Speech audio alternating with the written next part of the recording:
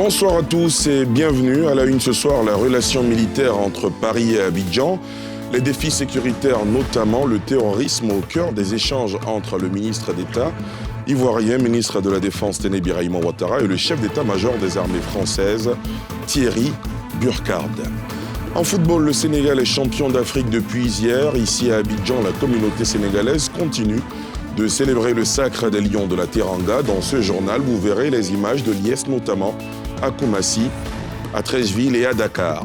Et puis ce beau coup de filet de la police nationale, 4 individus dont un agent des eaux et forêts coupable présumé d'un braquage ayant entraîné la mort d'un opérateur économique libanais sur l'axe Mambiankouma dans l'ouest du pays ont été appréhendés et présentés hier par la police criminelle. Ce lundi a été décrété jour férié chômé et payé au Sénégal, jour de gloire et de célébration. Pour les Lions de la Teranga, les champions d'Afrique ont quitté Yaoundé pour atterrir à Dakar aux environs de 15h cet après-midi.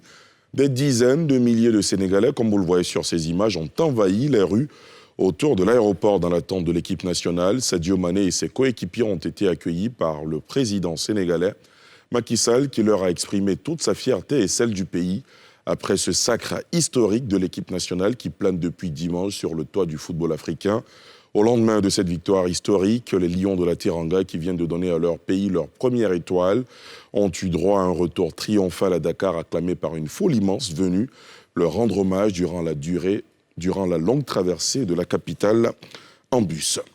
La 33e édition de la Coupe d'Afrique des Nations a donc consacré le sacre des Lions de la Teranga. Le Sénégal a ainsi mis fin à l'hégémonie égyptienne en battant les Pharaons 4-2 au tir au but pour remporter ce premier trophée. Le peuple sénégalais n'en attendait pas moins, l'attente aura été tellement longue. Ce jour a donc été célébré comme une libération pour une nation qui s'impatientait de figurer dans le répertoire des champions d'Afrique. On fait le point avec Pierre Dipomelin. C'est l'explosion de joie pour les Sénégalais, champions d'Afrique de la CAN 2021. Une immense clameur a retenti à Dakar quand la star, Sadio Mané, a réussi le tir de la victoire lors de la séance de tir au but. Dans les rues de Dakar, c'est l'effervescence. Coups de klaxon, les couleurs nationales sont brandies au milieu des cris de joie. Là, on ne peut pas exprimer notre sentiment. On est très fiers de notre équipe. On est très contents. On attendait cela depuis 2002. Ça fait 2 fois qu'on a enchaîné les finales. Et là, vraiment, bravo à l'équipe. Machallah. On est très contents. Voilà. Aujourd'hui, on est très contents. Tout le Sénégal est content. On est très fiers parce que c'est la première fois que le Sénégal gagne. C'est une victoire qu'on doit savourer, qu'on doit célébrer aujourd'hui. Une victoire historique. On est content. Les jours, je les remercie. Tout ce qu'il a fait, surtout Sadio Mané, Abdou Diallo, Nampalys Mendy et Koulibaly, surtout le coach. Il est trop fatigué, il a entendu surtout des critiques, mais il a tout fait. Aujourd'hui, enfin, on a une étoile sur notre maillot. Enfin, Dieu merci. La télévision nationale a annoncé que le président Macky Sall a décrété la journée de lundi férié, chômé et payé. Jour consacré à l'accueil des Lions de la Teranga. Dans un tweet, le président sénégalais a également témoigné toute sa fierté. Champion d'Afrique, quel match, quelle équipe, vous l'avez fait. Beau moment de football, beau moment de communion et de fierté nationale. Félicitations à nos héros. Il s'agissait de la 3e finale du Sénégal après 2 premières perdues en 2002 et 2019. Les Lions de la Teranga succèdent à l'Algérie qui a été éliminée lors de la phase de poule. Ici à Abidjan, la communauté sénégalaise continue de célébrer le sacre des Lions de la Teranga. Dans le sujet que vous allez voir, des images de liesse inédites, notamment à Koumassi et à Treichville. La communauté a pu bénéficier du soutien du pays hôte pour la Côte d'Ivoire. Cette victoire du Sénégal concerne toute la sous-région. Un sujet de Nadia Edja et Tanguy Conan.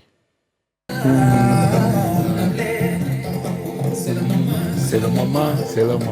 Le moment est arrivé. C'est avec un clin d'œil à la victoire des Lions de la Teranga que Ibrahim Fall démarre son émission du jour sur les antennes de Radio Treichville.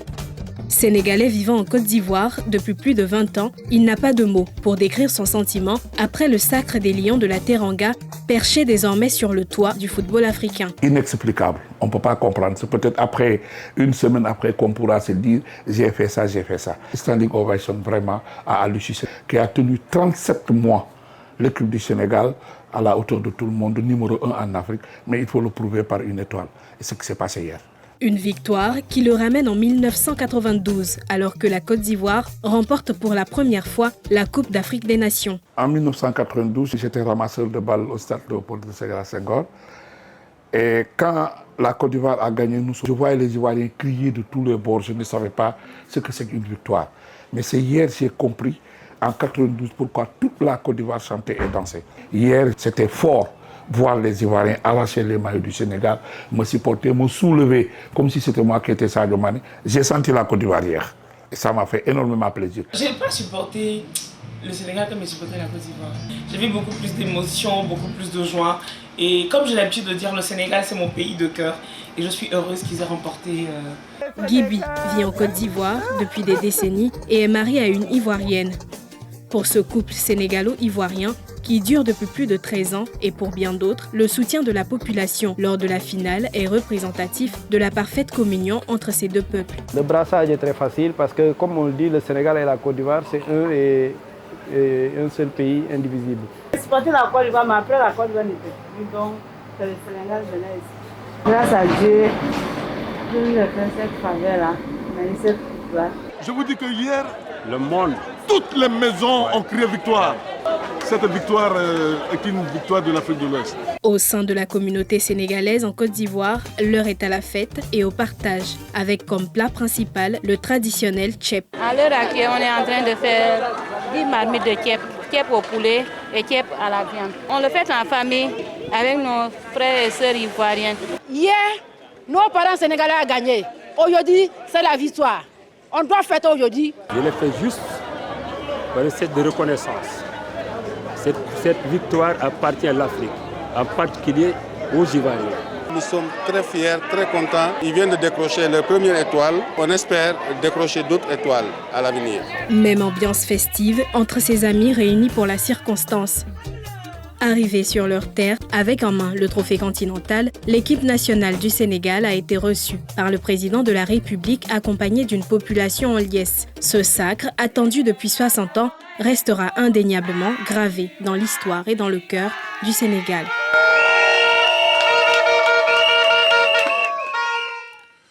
Eux, ils rêvaient d'un 8e sacre continental. Le sort en a décidé autrement. Hier, les Égyptiens ont croisé les doigts alors que les Pharaons disputaient au Cameroun cette finale de la CAN 2021 face aux Lions de la Teranga. Ici à Abidjan, les Égyptiens sont passés par toutes sortes d'émotions lors de cette rencontre indécise avant l'amère sentence finale. On retrouve Pierre Dipomelin. L'Égypte, 7 fois championne d'Afrique, est passée à côté de sa 8e étoile face aux Lions de la Teranga. Mais les Égyptiens, malgré la déception, sont admiratifs de leur équipe nationale, les Pharaons d'Égypte. Massés devant les écrans, les supporters saluent le parcours de leur équipe. Nous avons bien joué. La performance de l'équipe était bonne. Nous avons atteint la finale. Nous avons été meilleurs que beaucoup d'équipes dans le tournoi, espérant que nous pourrons faire mieux la prochaine fois.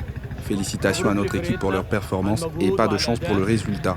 On aurait aimé gagner ce trophée. Tous les Égyptiens attendaient ce jour pour ressentir du bonheur. C'est pourquoi nous nous sommes tous rassemblés. Nous avons gagné en confiance après avoir battu le Maroc, la Côte d'Ivoire et le Cameroun. Mais malheureusement, nous n'avons pas été chanceux. Maintenant, on attend la qualification pour la Coupe du Monde. Personne ne peut tout gagner. On a gagné sur d'autres plans dans ce tournoi. Nous avons gagné beaucoup de jeunes joueurs qui ont joué pour la première fois dans ces matchs difficiles. C'est la difficulté pour l'équipe dans le tournoi.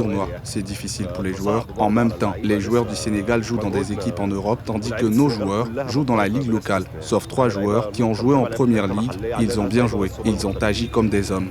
Les Lions du Sénégal règnent enfin sur l'Afrique. Ils ont remporté leur toute première CAN contre l'Égypte au bout d'une finale très fermée où Sadio Mané a transformé le tir au but décisif. Après le Cameroun qui vient d'abriter la 33e édition de la Coupe d'Afrique des Nations, les yeux sont désormais rivés vers la Côte d'Ivoire, future hôte de la compétition l'année prochaine. Et du côté de l'exécutif ivoirien, on s'active pour que les préparatifs s'accélèrent.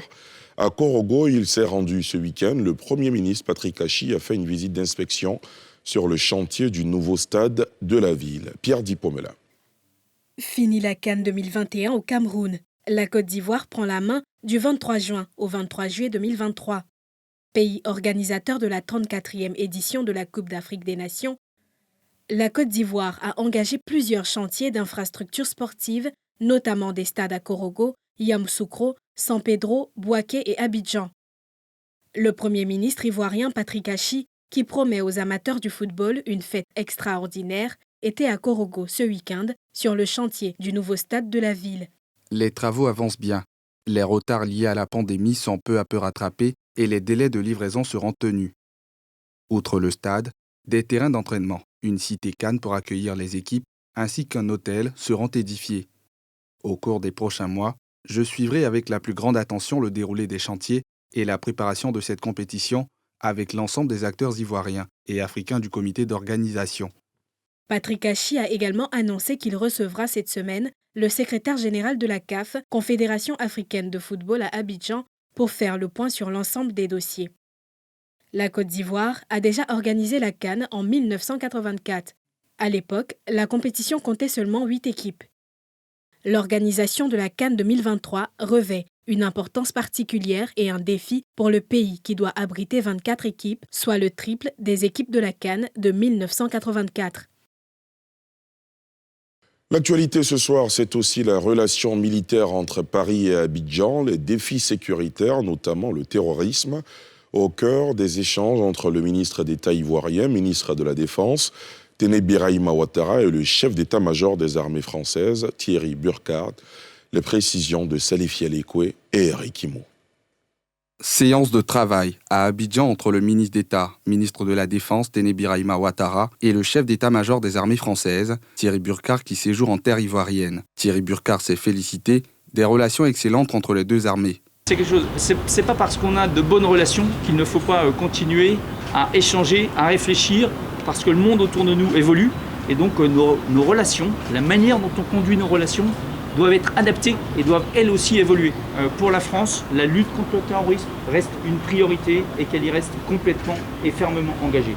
La lutte contre le terrorisme se déroule bien évidemment dans le domaine sécuritaire et ça c'est quelque chose qui est parfaitement fait et sur laquelle l'armée française appuie et cherche à donner toute son autonomie à l'armée ivoirienne pour être le plus efficace possible dans sa lutte contre le terrorisme, mais que ça fait bien évidemment l'objet d'un plan global qui agit aussi dans le domaine de la gouvernance, du renforcement de l'État, du développement des infrastructures. Et donc j'étais très intéressé par la manière dont cette opération est conduite. Pour sa part, le ministre ivoirien en charge de la Défense a salué l'appui de la France dans la lutte contre le terrorisme dans la région ouest-africaine, notamment dans le Sahel.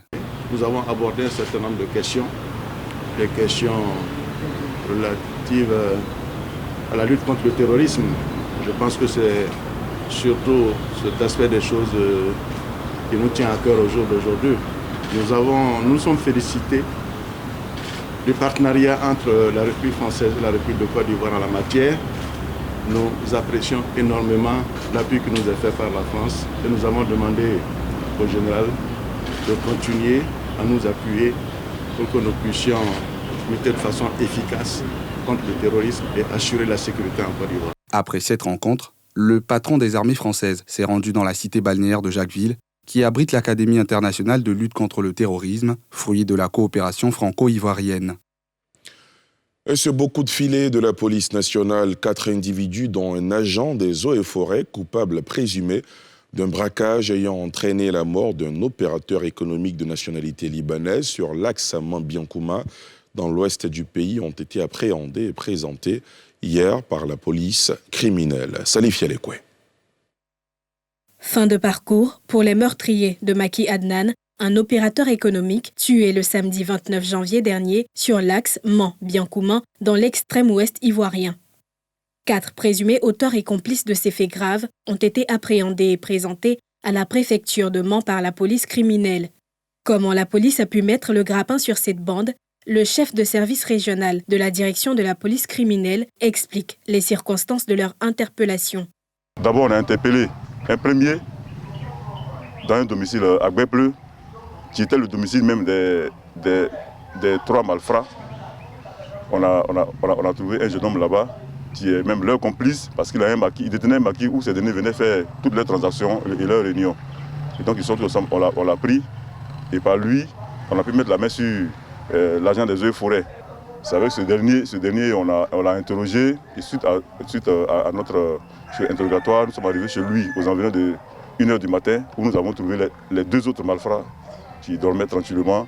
Et c'est là que nous avons aussi pris les armes des malfrats et autres. Le premier responsable de la police dans la région, le préfet de police Ouattara Brahima, a félicité ces hommes pour ce coup de filet. Il a aussi appelé les populations à coopérer avec les services de la police et les a rassurés quant à leur sécurité. Retour à Abidjan et on s'intéresse à cette voie express pour atteindre le plateau à partir d'Atekoubé. La route de la Carena dans le sens Ebroko-Plateau est de plus en plus difficile à pratiquer en raison des nids de poules qui commencent à se multiplier, un véritable danger pour les usagers de cette route qui espèrent une réhabilitation rapide de cet axe routier. Nadia Edja, Tanguy Conan. La traversée du tronçon ancien camp Onussi quai Fruitier en partant de la commune d'Atekoubé au plateau est un véritable parcours d'obstacles pour les automobilistes. Les nids de poules règnent en maître absolu en plein milieu de la voirie, rendant la circulation dangereuse. Tu risques de faire tonneau, surtout à la sortie de quai Fruitier. Il y a un gros trou au milieu. Si tu ne maîtrises pas la voie, tu risques de te mettre à côté. Si tu ne maîtrises pas la voie, au moment que tu te rends compte, c'est data. Souvent, tu es derrière un véhicule, tout à coup, il freine par rapport à un trou qu'il a vu. Bon, tu le prends par derrière, bon, ça devient un problème pour nous. Très dangereux. C'est dangereux pour les motos. Si tu ne connais pas bien la voie, en roulant même peut-être la nuit, tu peux venir tomber dedans. Tombe dedans, tu tombes, tu te blesses. Ce mécanicien exerce ici depuis 2013 et a déjà dépanné plusieurs véhicules. Dans la semaine comme ça, au moins 4 fois dans la semaine comme ça, il y a les pneus qui s'éclatent. Souvent, à 4 heures même, un client t'appelle pour dire que non, il a crevé le pneu au niveau du bananier. Il se souvient encore de ce jour où s'est produit le pire. Bon, il y a eu plusieurs accidents. Il y a d'autres, ils tombent dans les trous, ils tombent dans le parc là-bas. Toi-même, la voiture m'a fait tonneau. Maintenant, une fois même, ça a tué un Chinois. Il y a très longtemps, mais j'ai essayé il y a 3 ans à 4 ans de cela. Ça a tué un Chinois. Il était en moto, il est rentré dans le tout.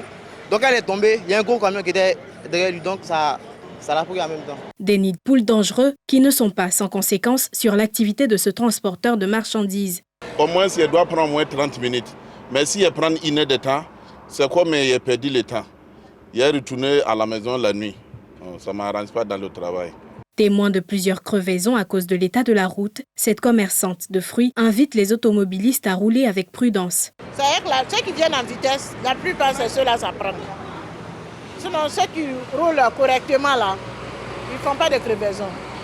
De façon unanime, les usagers de cette route appellent les autorités compétentes à se pencher sur l'amélioration de cette voie express.